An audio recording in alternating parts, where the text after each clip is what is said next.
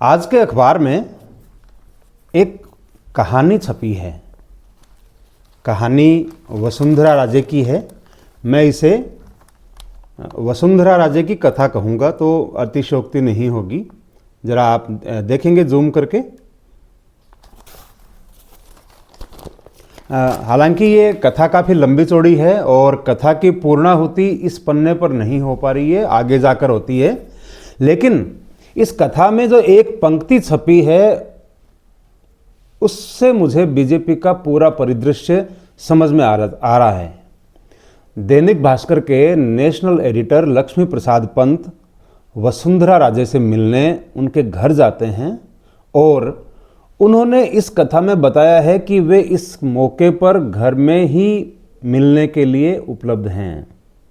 अन्यथा इससे पहले हुए चुनावों में वे इन दिनों में 8 से 10 सभाओं को संबोधित करती हैं, यानी घर पर मिलने का सवाल ही पैदा नहीं होता। शायद ही कोई नेता इस वक्त घर पे मिलेगा। किसी को संदेह नहीं होना चाहिए कि वसुंधरा राजे पूरे 5 साल तक अलग थलग रखे जाने के बावजूद आज भी राजस्थान का बीजेपी में सबसे ज़्यादा पहचाना जाने वाला चेहरा है और स्वीकार्यता भी उनकी सबसे ज़्यादा अभी तक है।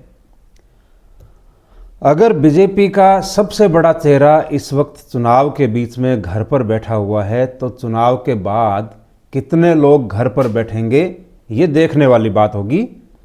कहा जाता है कि बीजेपी कॉरपोरेट स्टाइल में काम करती है, लेकिन कॉरपोरेट में मैंने भी 20 साल काम किया है और जो मैंने समझा है उसका सार ये है कि आप अगर अपने संसाधनों का कितना इस्तेमाल सही तरीके से कर पाते हैं, सफलता इसी पर निर्भर करती है। यानी आपके पास जो लोग हैं उन्हें आप उनकी कैपेसिटी और काबिलियत के अनुसार टास्क अलॉट करते हैं, मतलब किया जाता है।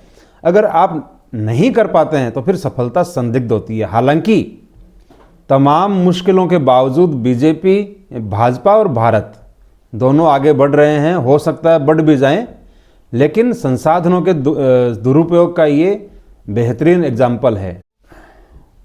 वसुंधरा राजे के जो करीबी लोग हैं उनमें इस वक्त सबसे बड़ा फ्रस्ट्रेशन यही है कि वसुंधरा राजे को चेहरा बनाया भी जा रहा है, चेहरा मतलब आगे लाया भी जा रहा है और नहीं भी लाया जा रहा है। आप देखिए कि उनको कोई भी पीछे नहीं बता रहा है। पिछले दिनों नारायण पंचारिया जो चुनाव समिति के अध्यक्ष हैं, जब उनसे वसुंधरा राजे के बारे में पूछा गया तो वो कहते हैं कि वसुंधरा राजे हमारी राष्ट्रीय अध्यक्ष जेपी नड्डा के बाद दूसरे नंबर पे हैं। वो तिजारा बहरोड जाती हैं तो वहाँ पर वहाँ के सांसद जो खुद मुख्यमंत्री पद की दौड़ में बताए जाते हैं वो कहते हैं कि हमारी पूर्व मुख्यमंत्री और हमारी आने वाले कल की मुख्यमंत्री वसुंधरा राजे बोलते हैं। कोई भी उन्हें कम मानकर नहीं चलता है, लेकिन इसके बावजूद ये जो सुस्ती है ये वसुंधरा राजे के समर्थकों को बहुत चुभती है।